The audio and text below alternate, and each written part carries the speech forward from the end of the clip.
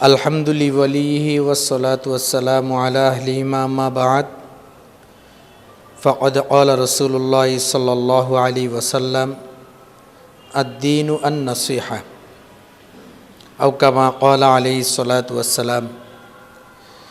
আল্লাহুম্মা ফাসাল্লি ওয়া সাল্লিম ওয়া বারিক আলাইহি ওয়া আলা আলিহি ওয়া আসহাবিহি আজমাইন। সম্মানিত প্রিয় দর্শকবৃন্দ, মহান আল্লাহ সুবহানাহু ওয়া তাআলার দরবারে অশেষ কোটি শুকরিয়া যে আল্লাহ সুবহানাহু ওয়া তাআলা আমাদেরকে সুস্থ রেখে হায়াতে রেখে 1444 হিজরির শাবান মাস আজকে 14 তারিখ আমাদেরকে আল্লাহ সুস্থ রেখেছেন, হায়াতে রেখেছেন, এজন্য শুকরিয়া আদায় করছি আলহামদুলিল্লাহ। প্রিয় উপস্থিতি, প্রিয় দর্শকবৃন্দ, আজকে আমরা যেহেতু আজকের যে রজনী দিবাগতর যে রজনী, সেই রজনীর নাম হলো শবে বরাত। হাদিসের পরিভাষায় এই রজনীকে বলা হয় লাইলাতুন নিসফি মিন শাবান। এই রজনী নিয়ে, এই শবে বরাত নিয়ে আমাদের মাঝে কিছু বাড়াবাড়ি এবং ছাড়াছাড়ি রয়েছে। এই নিয়ে ইনশাল্লাহ কিঞ্চিত আলোকপাত করার জন্য আমরা উপস্থিত হয়েছি। এখানে আমি 3টি বিষয় আলোচনা করব। একটি হলো শবে বরাত কেন, দ্বিতীয় নম্বর শবে বরাত কিভাবে উদযাপন করব, তৃতীয় নম্বরে শবে বরাত নিয়ে বাড়াবাড়ি ছাড়াছাড়ি, এই 3টি বিষয় নিয়ে আলোচনা করব। প্রথম যে বিষয়টা হলো শবে বরাত কেন। আল্লাহ সুবহানাহু ওয়া তাআলা কোরআনে মাজিদে ইরশাদ করেন, কুনতুম খায়রা উম্মাতিন উখরিজাত লিন-নাস, হে মুহাম্মদ সাল্লাল্লাহু আলাইহি ওয়াসাল্লামের উম্মতগণ, আমি তোমাদেরকে শ্রেষ্ঠ উম্মত করে সৃষ্টি করেছি। তোমাদের শ্রেষ্ঠত্ব দুটো জিনিসের মাধ্যমে প্রমাণিত হবে। একটি হলো ঈমান, আরেকটি হলো আমল। অথচ আমাদের হায়াত কম, আমাদের বয়স কম, জীবন কম। আমাদের সুন্নতি হায়াত হলো 63 বছর। সুতরাং আমরা হায়াত পাই কম। বানি ইসরাইলের মধ্যে অন্য অন্য নবীর উম্মতের মধ্যে হায়াতের সংখ্যা ছিল বেশি, হায়াত পাইতো বেশি তারা। এজন্য তারা দীর্ঘ সময় ইবাদত বন্দেগীতে তারা লিপ্ত থাকত। আমাদের যেহেতু হায়াত কম, এজন্য আমরা শৈশবকালের পরে যৌবন, যৌবনের পরে বার্ধক্যতা, এরকম বার্ধক্য অবস্থায় অনেক কম মানুষই জীবিত থাকে, অনেকে যৌবন অবস্থায় মৃত্যুবরণ করে। তা আমাদের যেহেতু হায়াত কম, এই স্বল্প হায়াতে আমাদের আমলও কম হয়। অথচ আল্লাহ সুবহানাহু ওয়া তাআলা আমাদের ব্যাপারে ঘোষণা দিয়েছেন আমরা শ্রেষ্ঠ উম্মত।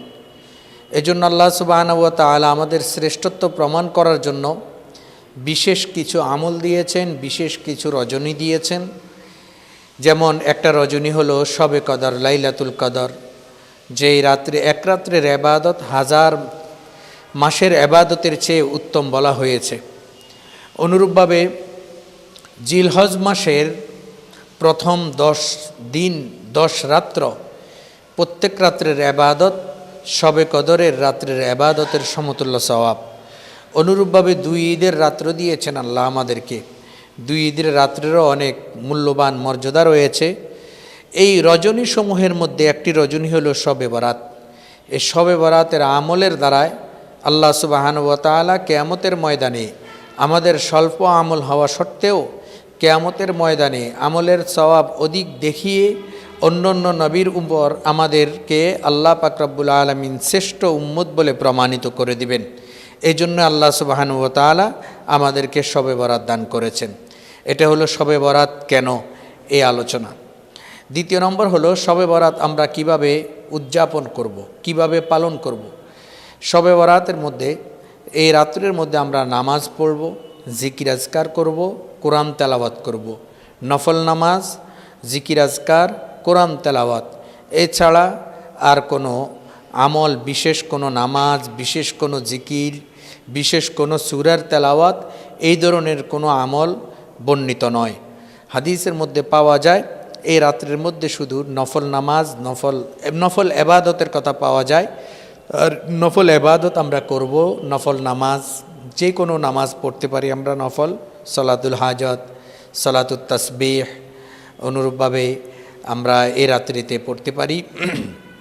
দ্বিতীয় নম্বর হলো জিকির আজকার, যে কোনো জিকির করতে পারি, সুবহানাল্লাহ, আলহামদুলিল্লাহ, লা ইলাহা ইল্লাল্লাহ, আল্লাহু আকবার, লা হাওলা ওয়ালা কুওয়াতা ইল্লা বিল্লাহ, দুরূদ শরীফ, অনুরূপভাবে ইস্তেগফার করতে পারি, অনুরূপভাবে আল্লাহর কাছে রহমত কামনা করতে পারি।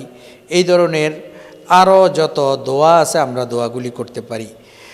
অনুরূপভাবে কোরআন তেলাওয়াত, নির্দিষ্ট কোনো সূরার তেলাওয়াতের কথা নাই, কোরআনের যে অংশ আমার সহজ মনে হয় এবং যে অংশ তেলাওয়াত করতে সহজ হবে, শুদ্ধভাবে পারবো, ওই অংশগুলি আমরা তেলাওয়াত করব ইনশাআল্লাহ। এ হলো শবে বরাত আমরা কিভাবে কাটাবো। তৃতীয় নম্বর হলো শবে বরাত নিয়ে আমাদের মাঝে কিছু বাড়াবাড়ি আছে, ছাড়াছাড়ি আছে।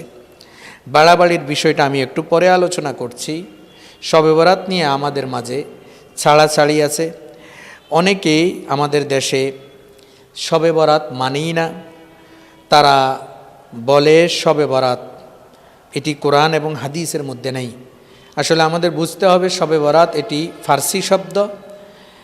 শব মানে রাত্র, বারাত মানে মুক্তি, শবে বারাত মানে মুক্তির রাত্র। এটা কোরআন এবং হাদিসের মধ্যে থাকার প্রশ্নই আসে না, কেননা কোরআন এবং হাদিস এটা হলো আরবি।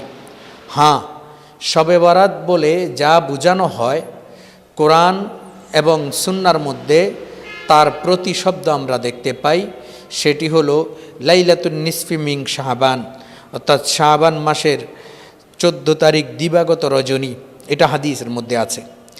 আমাদের এক শ্রেণীর বন্ধুরা বাড়াবাড়ি করতে গিয়ে এমনভাবে বলে থাকেন এবং ছাড়াছাড়ি করতে গিয়ে এমনভাবে বলে থাকেন যে শবে বরাত কোরআন সুন্নার দ্বারা প্রমাণিত নয়, অথচ তাদের এই কথাটা সঠিক নয়।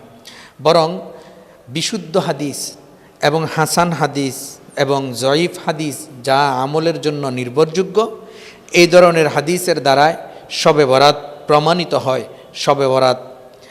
সুতরাং শবে বরাতের যতগুলি আমরা হাদিস পাই সবগুলি হাদিস আলহামদুলিল্লাহ হয়তো সহি, না হয় হাসান, না হয় জয়ীফ। হ্যাঁ, শবে বরাত সম্পর্কে কিছু উদ্ভট কথাবার্তাও আছে, জাল হাদিসও আছে। আমরা ওই হাদিসগুলি বর্জন করি, ওই হাদিসগুলির উপর আমরা আমল করি না। এ রাত সম্পর্কে যে হাদিসগুলি পাওয়া যায় তার মধ্যে সবচেয়ে বিশুদ্ধতম যে হাদিস হজরত মুআজ ইবনে জাবাল রাদিয়াল্লাহু তাআলা আনহু থেকে বর্ণিত হাদিস। আন মুআজ ইবনে জাবালিন রাদিয়াল্লাহু আনহু قال قال عن النبي صلى الله عليه وسلم قال يطلع الله تعالى إلى خلقه في ليلة النصف من شعبان فيغفر لجميع خلقه إلا لمشرك أو مشاهد। হযরত মুআজ ইবনে জাবাল রাদিয়াল্লাহু তাআলা আনহু থেকে বর্ণিত, তিনি ইরশাদ করেন রাসূল করিম সাল্লাল্লাহু আলাইহি ওয়াসাল্লাম বর্ণনা করেছেন, শাবান মাসের 14 তারিখ দিবাগত রাতে আল্লাহ সুবহানাহু ওয়া তাআলা সৃষ্টিকুলের প্রতি মনোনিবেশ করেন এবং সকলকে ক্ষমা করে দেন। যারা আল্লাহর কাছে ক্ষমা চান সকলকে আল্লাহ ক্ষমা করে দেন, দুই ব্যক্তি ছাড়া। এক হলো মুশরিক, যারা শিরিক করে, দ্বিতীয় নম্বর হলো হিংসুক, এদেরকে আল্লাহ ক্ষমা করেন না। এখানে মুশরিক বলতে বোঝানো হয়েছে যারা কবিরা গুনায় লিপ্ত, এদেরকে বোঝানো হয়েছে। ভিন্ন বর্ণনায় পাওয়া যায় আরও অনেক কবিরা গুনাহ রয়েছে। আল্লাহ রাসূল সাল্লাল্লাহু আলাইহি ওয়াসাল্লাম ইরশাদ করেন, ইন্না আকবারাল কাবায়ের, সবচেয়ে বড় কবিরা গুনাহ হলো আনতাদউ লিল্লাহি নিদ্দান ওয়া হুয়া খালাকাক, যে তুমি আল্লাহর সাথে অংশী স্থাপন করবে অথচ আল্লাহ তোমাকে সৃষ্টি করেছেন। তোমাকে সৃষ্টি করার মধ্যে যেরকম আল্লাহর সাথে কোনো অংশীদার নাই, ইবাদতেও আল্লাহর সাথে যাতে কোনো অংশীদার না থাকে।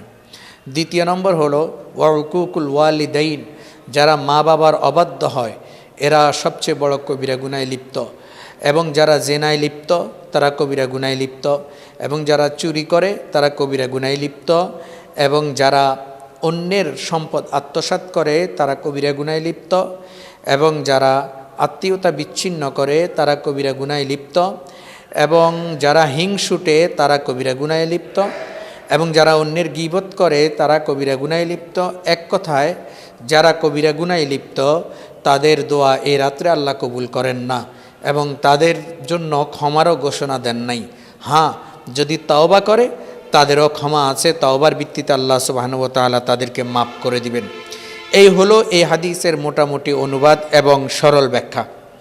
এই হাদিসটি বর্ণিত রয়েছে সহিহ ইবনে হিব্বান হাদিস নম্বর 5666, মুসনাদে বাজ্জার হাদিস নম্বর 2754, মুজামুল আওসাত লিত্তাবরানি হাদিস নং 6776, সুনানি ইবনে মাজা হাদিস নং 1390, মুসান্নাফে ইবনে আবি শাইবা হাদিস নং 30,479 নং হাদিস। এই হাদিস গ্রন্থগুলিতে এই হাদিসটি বর্ণিত রয়েছে। এই হাদিসটি সকল মুহাদ্দিসিন ইকরামের মতে সহিহ হাদিস। এই হাদিসটি আল্লামা লালাকাই রহিমাহুল্লাহ তিনি উসুলুল ইক্তিদা কিতাবের মধ্যে বর্ণনা করেছেন এবং এই হাদিসের অনেক এই হাদিসের সমর্থনে আরও অনেক হাদিসও পাওয়া যায়। অনুরূপভাবে এই হাদিস সম্পর্কে মুহাদ্দিসিন ইকরাম সকলে প্রায় একমত, হাদিসটি বিশুদ্ধ হাদিস এবং হাদিসের বিশুদ্ধ গ্রন্থ সহিহ ইবনে হিব্বানের মধ্যে এই হাদিসটি বর্ণিত রয়েছে।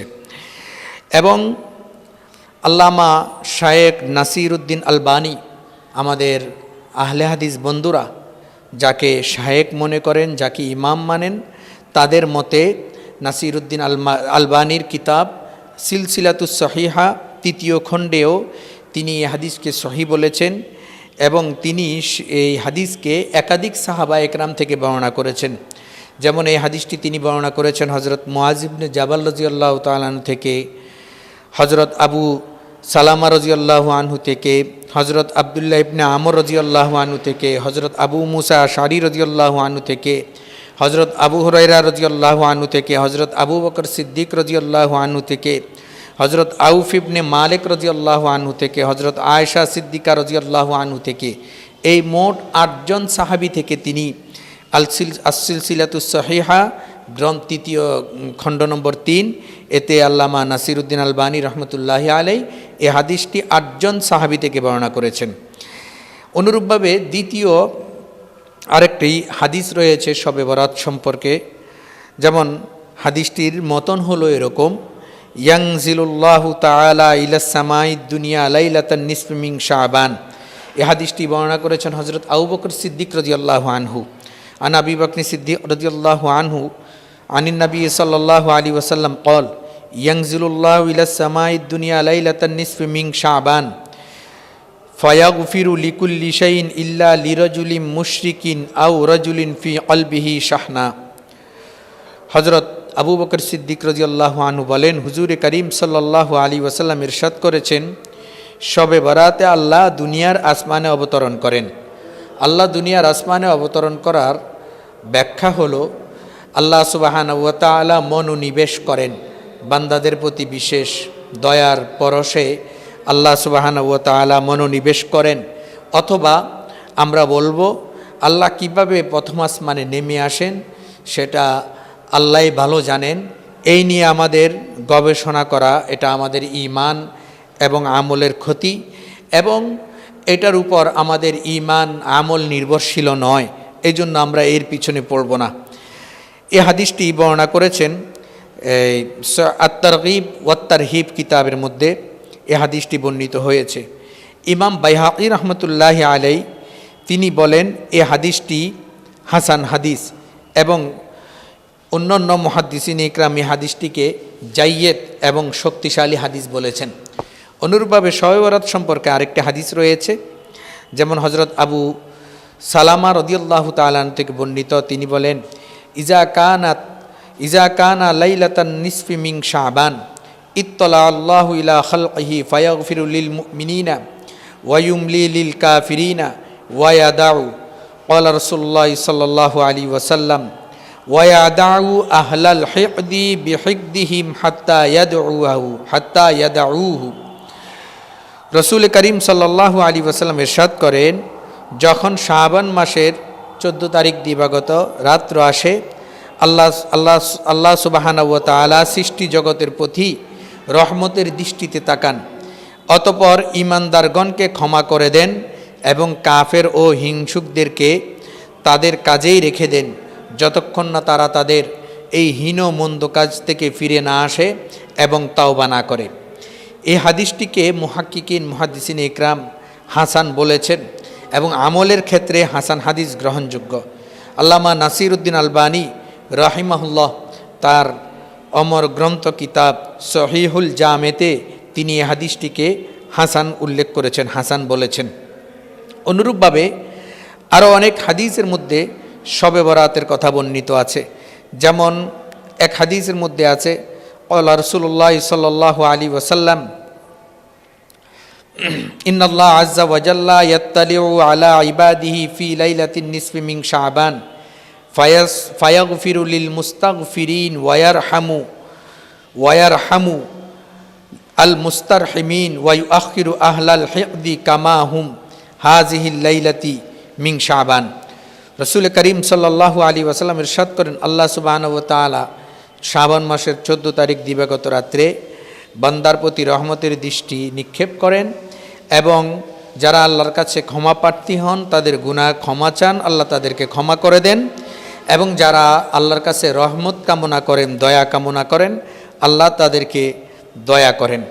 এই হাদিসটি মুসনাদে আহমদ এবং সুনানে তিরমিজি, ইবনে মাজা এই সকল হাদিস গ্রন্থের মধ্যে হাদিসটি বর্ণিত আছে। এবং আল্লামা ইবনে রজব হাম্বলি রহিমাহুল্লাহর একটি অমর গ্রন্থ কিতাব আছে লতাইফুল মাআরিফ, এই লতাইফুল মাআরিফের মধ্যে ওই হাদিসটি বর্ণিত আছে।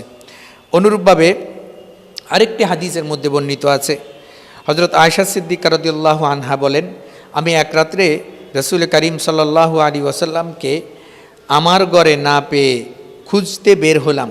খুঁজতে খুঁজতে জান্নাতুল বাকি অর্থাৎ মদিনাতুল মুনাওয়ারার কবরস্থানে গিয়ে আমি রাসূল সাল্লাল্লাহু আলাইহি ওয়াসাল্লামকে দেখতে পেলাম। তিনি বললেন, কি ব্যাপার আয়েশা, তুমি কি ভাবতেছ যে আল্লাহ এবং আল্লাহ রাসূল তোমার প্রতি খেয়ানত করবে? তখন আয়েশা সিদ্দিকা বললেন, ইয়া রাসূলুল্লাহ, না, আমি এমনটা ভাবি নাই।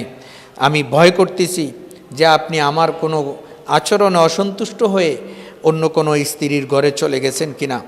তখন রাসূল করিম সাল্লাল্লাহু আলাইহি ওয়াসাল্লাম আয়েশা সিদ্দিকাকে লক্ষ্য করে বললেন, হে আয়েশা, তুমি কি জানো না আজকে কোন রজনী? ইন্নাল্লাহ আযজা ওয়া জাল্লা ইয়ানজিলু লাইলাতান নিসফি মিন শাবান ইলা আবদিহি ইলা ইবাদিহি। আজকে হলো শাবান মাসের 14 তারিখ দিবাগত রজনী। আল্লাহ সুবহানাহু ওয়া তাআলা আজকে মুমিনদেরকে এই পরিমাণে মাফ করবেন যেমন আল্লাহ সুবহানাহু ওয়া তাআলা এই রজনীতে মুমিনদেরকে খুব ভালোভাবে ক্ষমা করে দেন এবং মুমিনরা যা চায় আল্লাহ সুবহানাহু ওয়া তাআলা তাদের সমস্ত মনোবাঞ্ছা পুরা করেন। অনুরূপভাবে ভিন্ন হাদিসের মধ্যে আছে, রাসূল সাল্লাল্লাহু আলাইহি ওয়াসাল্লাম ইরশাদ করেছেন, বনু কলব গোত্রের বকরির পশমের চেয়েও বেশি সংখ্যক বান্দাদেরকে আল্লাহ সুবহানাহু ওয়া তাআলা এই রজনীতে ক্ষমা করে দেন। সুবহানাল্লাহ। এইভাবে আরও বহু হাদিস বর্ণিত আছে শবে বরাত সম্পর্কে। সুতরাং আমরা বলতে চাই শবে বরাত এটি হাদিস দ্বারা প্রমাণিত এবং কোরআনে মাজিদের আয়াতেও ইঙ্গিত সূচকভাবে শবে বরাতের কথা বর্ণিত আছে। সুতরাং ঢালাওভাবে আমরা যারা বলি শবে বরাত কোরআন এবং সুন্নাহর দ্বারা প্রমাণিত নয়, এই কথাটি ভিত্তিহীন। হ্যাঁ, শবে বরাত সম্পর্কে কিছু উদ্ভট কথাবার্তা রয়েছে, আমরা সেই উদ্ভট কথাবার্তারও পক্ষপাতিত্ব করি না এবং সেগুলিকেও আমরা অসার বলে প্রমাণ করি এবং সেগুলিকে আমরা অসারেই বলে থাকি। অনুরূপভাবে শবে বরাত সম্পর্কে শবে বরাত সম্পর্কে প্রসিদ্ধ একটি হাদিস যেটা আমরা সকলের মুখে শুনে থাকি, সেটা হলো সুনানি ইবনে মাজার মধ্যে বর্ণিত হাদিস। রাসূল করিম সাল্লাল্লাহু আলাইহি ওয়াসাল্লাম ইরশাদ করেন, ইজা কানাত লাইলাতুন নিসফি মিন শাবান, যখন শাবান মাসের 14 তারিখ দিবাগত রজনী হবে, ফাকুমু লাইলাহা ওয়াসুমু ইয়াউমাহা নাহারাহা, তোমরা রাত্রে দাঁড়িয়ে নামাজ পড়ো এবং দিনের বেলায় তোমরা রোজা রাখো। ফাইন্নাল্লাহ সুবহানাহু ওয়া তাআলা ইয়ানজিলু ইলাস সামাইদ দুনিয়া লিগুরুবিশ শামসি ফাইন্নাল্লাহ সুবহানাহু ওয়া তাআলা ইয়ানজিলু ফিহা লিগুরুবিশ শামসি ইলা সামাইদ দুনিয়া ফাকালা ফায়াকুলু আলা মিন মুস্তাগফিরিন ফাআগফির লাহ আলা মিন মুস্তারজিইন ফাআরযুকা আলা মুবতালান ফাউআফিয়া আলা কাজা হাত্তা ইয়াতলু আল ফাজর। হাদিসের সারাংশ হলো আল্লাহ সুবহানাহু ওয়া তাআলা সূর্য ডুবার সাথে সাথেই 14 তারিখ দিবাগত রজনীতে আল্লাহ সুবহানাহু ওয়া তাআলা প্রথম আসমানে নেমে আসেন এবং বান্দাদেরকে ডাক দিয়ে বলেন, কে আছো আমার কাছে তার পাপ মার্জনার জন্য ক্ষমাপ্রার্থী হবে, আমি তার পাপগুলি মার্জনা করে দিব। কে আছো রিজিকের অভাবে, রিজিকের তাড়নায় এদিক সেদিক ঘোরাফেরা করতেছ, কষ্ট পাচ্ছ, আমার কাছে রিজিক প্রশস্ততার জন্য দোয়া করো, আমি রিজিক প্রশস্ত করে দিব।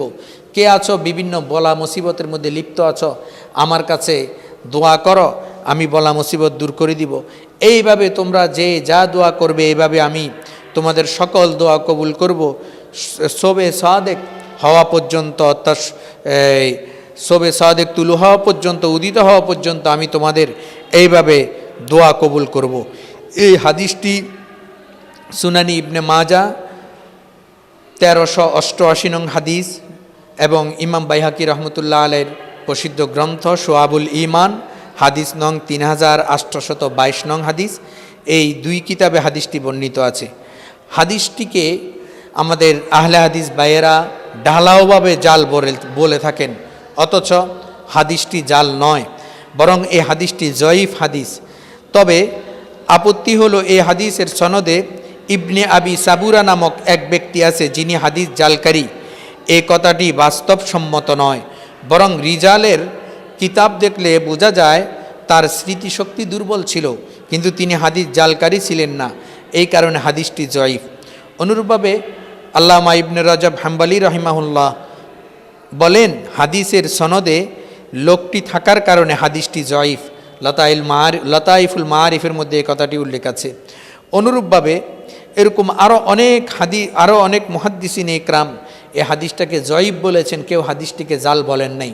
জাল তো হাদিসেই না, জয়ীফ হাদিস এটা আল্লাহ রসুলের হাদিস।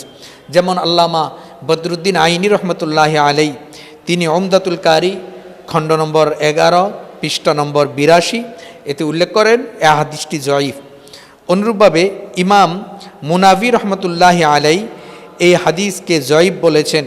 আরও অন্য আল্লামা নাসিরুদ্দিন আলবানী রহিমাহুল্লাহ সিলসিলাতুজ জয়ীফার মধ্যেও এই হাদিসটাকে পর্যালোচনা করে তিনি বলেছেন এই হাদিসটি জয়ীফ, কিন্তু হাদিসকে তিনি জাল বলেননি, বা এই হাদিসকে তিনি মৌজু হাদিস বানোয়াট কোনো হাদিস বলেননি, বরং এটি জয়ীফ হাদিস বলেছেন। এইভাবে আরও বহু হাদিসের মধ্যে বর্ণিত আছে। বহু হাদিসের মধ্যে শবে বরাতের ফজিলত সম্পর্কে বর্ণিত আছে। সকল হাদিস গবেষণা করলে আমরা শবে বরাতের এই রজনীতে আমরা 3টা জিনিস পাই। একটা হলো আল্লাহর কাছে ক্ষমাপ্রার্থী হওয়া, গুনামাপ চাওয়া। দ্বিতীয় নম্বর হলো নফল ইবাদত করা, আল্লাহর কাছে গুনামাপ চাওয়া, রিজিক চাওয়া, বিভিন্ন বলা মুসিবতের জন্য দোয়া করা, অর্থাৎ অধিক পরিমাণে কান্নাকাটি করা। দ্বিতীয় নম্বরে নামাজ, জিকির আজকার এগুলি করা, কোরআন তেলাওয়াত করা। অনুরূপভাবে মাযহাব চতুষ্টয়ের মাধ্যমেও এই হাদিসটি এই শবে বরাত প্রমাণিত।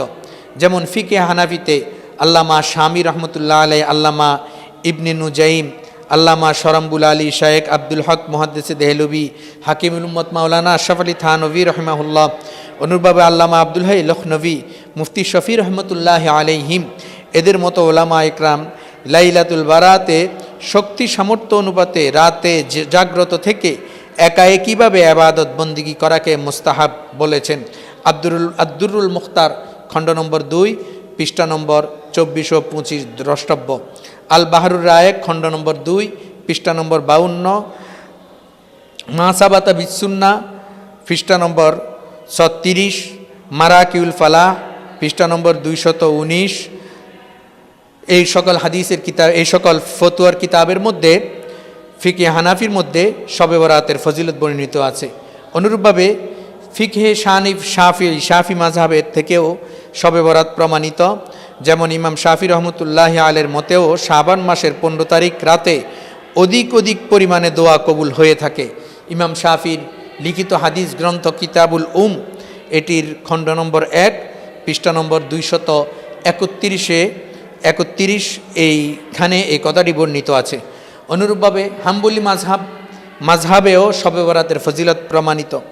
যেমন শায়েখ ইবনে মুফলিহ হাম্বলি, আল্লামা মনসুর আল বাহুতি, অনুরূপভাবে ইবনে রজব হাম্বলি রহিমাহুল্লাহ, এদের মতেও লাইলাতুল বারাতে ইবাদত করা মুস্তাহাব, এইটা বর্ণিত আছে।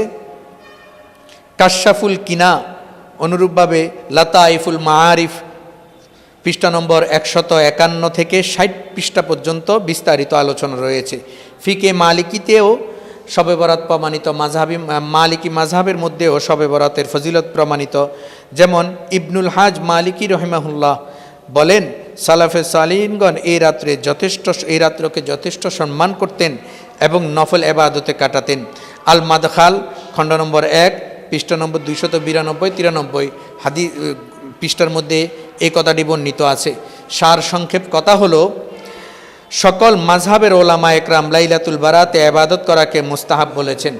তাই আমি আহলে হাদিস বন্ধুদেরকে বলবো, যারা শবে বরাতের ফজিলতকে অস্বীকার করে তাদের উদ্দেশ্যে আমার আকুল আবেদন থাকবে, আমরা যারা এখনও শবে বরাতের ফজিলত মানি না, আপনাদের কাছে আপনাদের পছন্দনীয় কিছু কিতাব আমি উল্লেখ করতেছি, এই কিতাবগুলি আপনারা দেখতে পারেন। যেমন ইক্তেজাউস সিরাতুল মুস্তাকিম, শাইখুল ইসলাম আল্লামা ইবনে তাইমিয়া রহমতুল্লাহি আলাইহির কিতাব। এই কিতাবের খণ্ড নম্বর 2 পৃষ্ঠা নম্বর 631 থেকে 646 নম্বর পৃষ্ঠা দেখতে পারেন। আসিলসিলাতুস সাহিহা নাসিরউদ্দিন আলবানী রহিমাহুল্লাহর এই খণ্ড নম্বর 3 পৃষ্ঠা নম্বর 135 থেকে 139 পৃষ্ঠা দেখতে পারেন। তোহফাতুল আহওয়াজি, আল্লামা আব্দুর রহমান মুবারকপুরি রহমতুল্লাহি আলাইহি, তিনি আহলে হাদিসের একজন মানুষ।